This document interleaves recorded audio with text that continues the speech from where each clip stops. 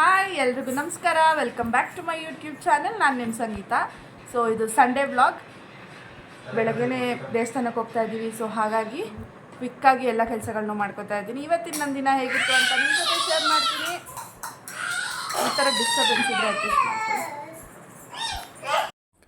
ನಾನಿದ್ದಾಗ ಸುಮಾರು 7 ಗಂಟೆ ಆಗಿತ್ತು. ಸೊ ಬ್ರೇಕ್ಫಾಸ್ಟ್ಗೆ ಅಂತ ಹೇಳಿಬಿಟ್ಟು ಬಿಸಿಬೇಳೆಭಾತ್ ಮಾಡ್ಕೋತಾ ಇದ್ದೀನಿ.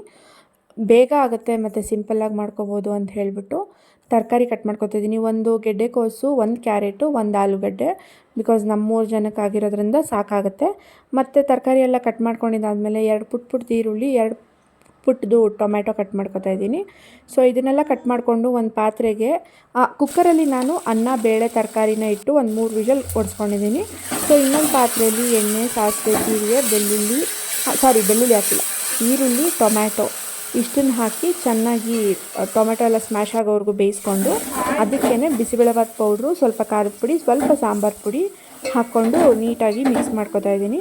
ಇವಾಗಿದು ಚೆನ್ನಾಗಿ ಎಣ್ಣೆ ಬಿಡೋಷ್ಟು ಬೆಂದಾದಮೇಲೆ ಅನ್ನ ಏನು ಬೇಯಿಸ್ಕೊಂಡಿರ್ತೀವಲ್ಲ, ತರಕಾರಿ, ಕಾಳು, ಅನ್ನನ, ಸೊ ಅದನ್ನೆಲ್ಲದನ್ನು ಈ ಒಗ್ಗರಣೆಗೆ ಹಾಕಿ ಮಿಕ್ಸ್ ಮಾಡಿದ್ರೆ ಬಿಸಿಬೇಳೆಭಾತ್ ಸಿಂಪಲ್ಲಾಗಿ ರೆಡಿ ಆಗಿಬಿಡುತ್ತೆ.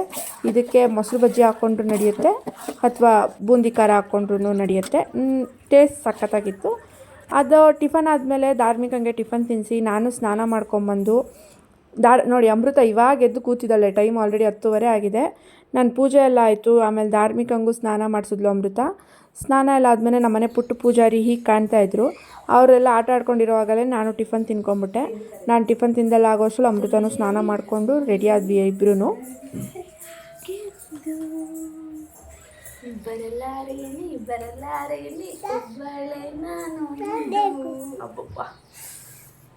Hi guys, we are going to ಇದನ್ನ ವಾಯ್ಸ್ ಕಟ್ ಮಾಡಿರ್ತೀವಲ್ಲ. Hi guys, we are going to ಹೊನ್ನವ ಮಂತ್ರಾಲಯ. ಇದೇನು ಹೊನ್ನಂಗನಟ್ಟಿಯಲ್ಲಿದೆ. ಸೊ ಎಲ್ಲರೂ ಕೂಡ ವಿಸಿಟ್ ಮಾಡಿ once. It's a positive vibes, you know guys. ನಾವೇ ಹೋಗಿಲ್ಲ. ಇದೆಲ್ಲ ಮುಗಿಸ್ಕೊಂಡು ವಿನೋದು ಎಲ್ಲರೂ ರೆಡಿ ಆದರು. ಸೊ ನಾವು ಬಂದಿದ್ದೆ ಹೊನ್ನವ ಮಂತ್ರಾಲಯ. ಇದು ನಮ್ಮ ಮನೆಯಿಂದ 1.5 to 2 ಕಿಲೋಮೀಟರ್ಸಲ್ಲಿದೆ. ಬಟ್ ಇಷ್ಟು ಹತ್ರದಲ್ಲಿದ್ದರೂ ನಮಗೆ ಒಂದು ಸಲನೂ ಹೋಗೋಕ್ಕೆ ಆಗಿರಲಿಲ್ಲ. ಇದೇ ಫಸ್ಟ್ ಟೈಮ್ ನಾವಲ್ಲಿ ನಮ್ಗೆ ಹೋಗೋಕ್ಕೆ ಆಗಿರಲಿಲ್ಲ. ಸೊ ತುಂಬ ನೋಡ್ತಾ ಇದ್ವಿ ವೀಡಿಯೋಸಲ್ಲಿ ಎಲ್ಲ ಕಡೆ ತುಂಬ ಪವರ್ಫುಲ್ ಇದೆ ಅಂತ ಹೇಳಿಬಿಟ್ಟು, ತುಂಬ ಹರಕೆಗಳು ಕಟ್ಕೋತಾರೆ ಅಂತೆಲ್ಲ ಕೇಳಿದ್ದೀನಿ. ಸೊ ಇದೇ ಫಸ್ಟ್ ಟೈಮ್ ನಾವು ಹೋಗಿದ್ದು. ಮಳೆ ಬಂದು ರೋಡೆಲ್ಲ ಫುಲ್ ಕಿಚಿ ಕಿಚಿ ಆಗೋಗಿತ್ತು.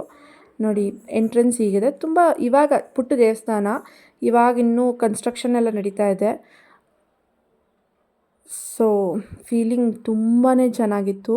ಸಿಕ್ಕಾಪಟ್ಟೆ ಪಾಸಿಟಿವ್ ಆ್ಯಂಡ್ ಡಿವೋಷ್ನಲ್ ವೈಬ್ಸು. ಇದೇ ಎಂಟ್ರೆನ್ಸು. ನೋಡಿ ಸಿಕ್ಕಾಪಟ್ಟೆ ಪುಟ್ಟ ದೇವಸ್ಥಾನ. ಅದನ್ನು ನೋಡಿದ್ರೇ ನಿಮಗೆ ಗೊತ್ತಾಗುತ್ತೆ. ನೋಡಿ ಎಷ್ಟು ಕ್ರೌಡ್ ಇದೆ ಅಂದರೆ, ಸಂಡೇ ಆಗಿದ್ದರಿಂದ ಇಲ್ಲಿ ಕಾಯಿ ಕಟ್ಟೋ ಹರಕೆ ಏನಿರುತ್ತಲ್ಲ ಅದು ಬಂದು ಗುರುವಾರ ಮತ್ತು ಭಾನುವಾರ 2 ದಿನ ಇರುತ್ತಂತೆ.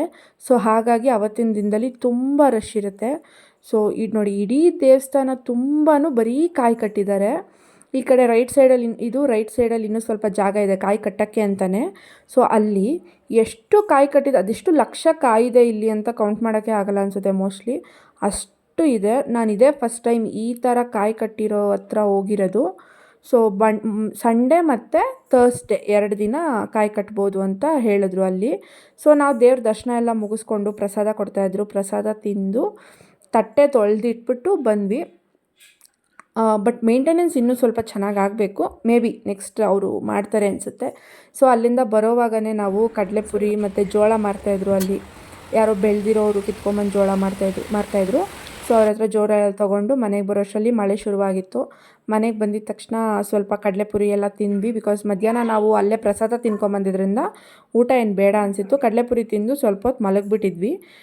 ಸೊ ಎದ್ದಿದ ತಕ್ಷಣ ಸಾಂಬಾರು ಮಾಡಬೇಕಾಗಿತ್ತು. ಮೊಟ್ಟೆ ಸಾರು ಮಾಡೋಣ ಅಂತ ಹೇಳಿಬಿಟ್ಟು ರೆಡಿ ಮಾಡ್ಕೊತಾ ಇದ್ದೀನಿ. ನೋಡಿ, ಒಂದು ದೊಡ್ಡದು ಈರುಳ್ಳಿ, 1 ಗಡ್ಡೆ ಬೆಳ್ಳುಳ್ಳಿ, 1 ಮೀಡಿಯಮ್ ಸೈಜ್ ಟೊಮೆಟೊ, ಸ್ವಲ್ಪ ಚಕ್ಕೆ, ಕೊತ್ತಂಬರಿ ಮತ್ತು ಸ್ವಲ್ಪ ತೆಂಗಿನಕಾಯಿ, ಇದನ್ನೆಲ್ಲ ಮತ್ತು ಚಕ್ಕೆ, 2 ಪೀಸ್ ಲವಂಗ ಮತ್ತು 3 ಕಾಳು ಮೆಣಸು, ಇಷ್ಟನ್ನೆಲ್ಲ ಹಾಕ್ಕೊಂಡು ನೀಟಾಗಿ ನುಣ್ಣಗೆ ರುಬ್ಕೋಬೇಕು.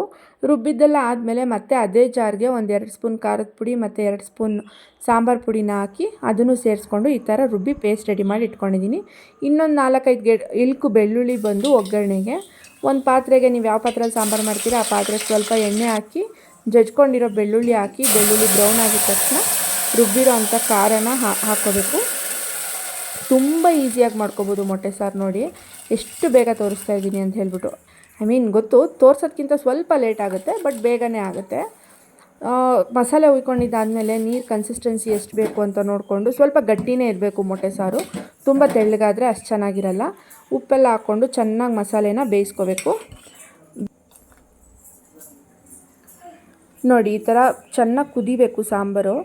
ಅದು ಚೆನ್ನಾಗಿ ಕುದಿಯೋವಾಗ ಒಂದೊಂದೇ ಮೊಟ್ಟೆನ ಒಂದು ಬೌಲ್ಗೆ ಹೊಡ್ಕೊಂಡು ಆಮೇಲೆ ಸಾಂಬಾರೊಳಗೆ ಸೇರಿಸ್ಕೊಳ್ಳಿ. ದಯವಿಟ್ಟು ಯಾರೂ ಡೈರೆಕ್ಟಾಗಿ ಮೊಟ್ಟೆನ ಸಾಂಬಾರ್ಗೆ ಹೊಡಿಬೇಡಿ, ಬಿಕಾಸ್ ಕೆಲವೊಂದು ಮೊಟ್ಟೆ ಹಾಳಾಗಿರುತ್ತೆ. ನೀವು ಅವಾಗ ಡೈರೆಕ್ಟಾಗಿ ಸಾಂಬಾರ್ಗೆ ಹೊಡೆದ್ರೆ ಇಡೀ ಸಾಂಬಾರು ಫುಲ್ ವೇಸ್ಟ್ ಆಗುತ್ತೆ.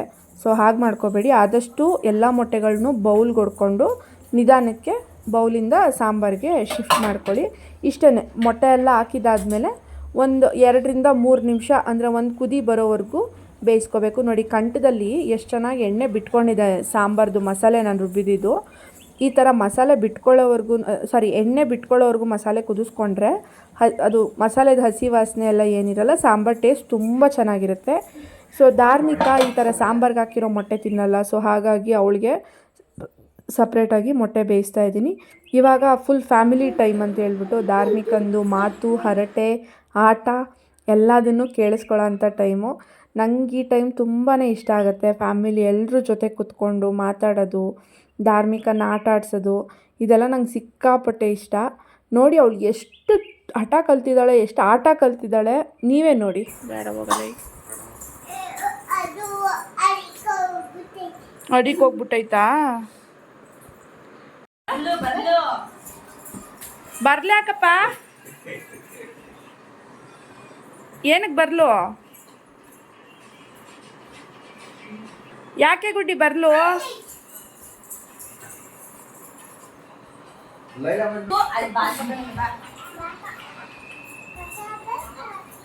ಗುಡ್ಡಿ ಹಾಯ್ ಹೇಳು ಎಲ್ಲರಿಗೂ. ಹಾಯ್ ಹೇಳು. ಹಾಂ, ಆಮೇಲೆ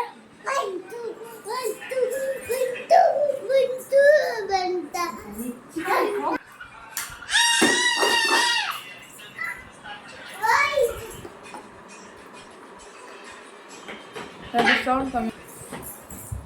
ಬಾಲೇಸಿನ ಕೊಡಮಾಗ್ನೆ ಇಲ್ಲಿ. ಹಾಂ,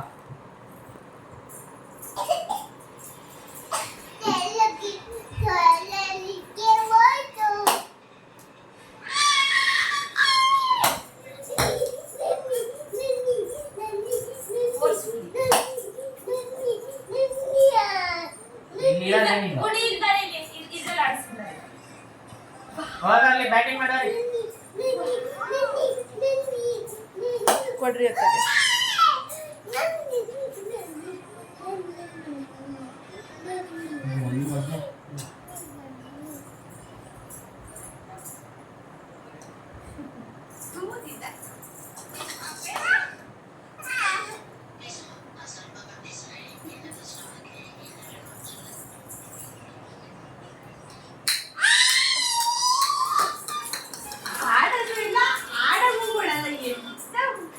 ಹೆಂಗೆ ಹೋಗ್ತಾಳೆ ನೋಡೋಳು, ಕಾಲು ನೋಡು ಹೆಂಗೊಳೆ ಗೊಗ್ಗ ಹೋದಂಗೆ ಹೋಗ್ತಾಳೆ. ದಡ್ಡಿ ಪಾಪ. ಸೊ ನೋಡಿದ್ರಲ್ಲ, ಇದಾಗಿತ್ತು ಇವತ್ತಿನ ನನ್ನ ಭಾನುವಾರ. ನಾನು ಈ ವಿಡಿಯೋನ ಇಲ್ಲಿಗೆ ಎಂಡ್ ಮಾಡ್ತಾ ಇದ್ದೀನಿ. ಹೋಪ್ ನಿಮ್ಮೆಲ್ಲರಿಗೂ ವಿಡಿಯೋ ಇಷ್ಟ ಆಗಿದೆ ಅಂತ ಭಾವಿಸ್ತೀನಿ. ಯಾರೆಲ್ಲ ವಿಡಿಯೋ ನೋಡ್ತಿದ್ದೀರಾ ದಯವಿಟ್ಟು ಸಬ್ಸ್ಕ್ರೈಬ್ ಮಾಡ್ಕೊಂಡು ನೋಡಿ. ಸೊ ಇದೆಲ್ಲ ಮುಗಿದ್ಮೇಲೆ ನಾನು ಮಾಡಿದ್ದು ಅನ್ನ ಮೊಟ್ಟೆ ಸಾರನ್ನ ಊಟ ಮಾಡಿ ಮಲ್ಕೋತಾ ಇದ್ದೀವಿ. ಗುಡ್ ನೈಟ್, ಶುಭರಾತ್ರಿ. Thank you for watching.